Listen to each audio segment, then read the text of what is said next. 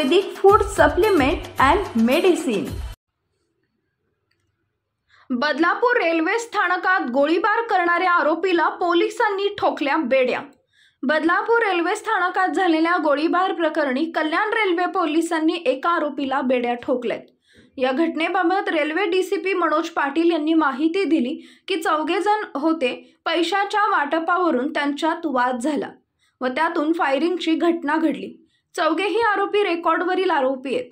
गोळीबार करणाऱ्या विकास पगारे नावाच्या आरोपीला ताब्यात घेतलं। त्याच्यावर 2 गुन्हे टिटवाळा पोलीस ठाणे, 2 गुन्हे उल्हासनगरमध्ये दाखल आहेत। पैशांच्या देवाणघेवाण आणि पैशाच्या वाटपावरून अचानक त्यांच्यात वाद झाला आणि त्या वादाचे परिणाम गोळीबारात झाले। 2 राऊंड फायर करण्यात आले असून त्यानं बंदूक कुठून आणली याचा तपास सुरू आहे। फायरिंगची घटना घडली, संपूर्ण माहिती काय आहे सर? यामध्ये 4 जण होते। त्यांनी आपापसामध्ये पैशाच्या वाटपावरून आणि त्याच्यावरून वाद झाला आणि त्यातूनच त्यांनी एकमेकांवर हल्ला केला आणि त्यातून मग ही फायरिंगची घटना घडली। काय त्यांच्या काय बॅकग्राऊंड आहेत का आणि कसं? चौघही आरोपी हे रेकॉर्डवरील आरोपी आहेत।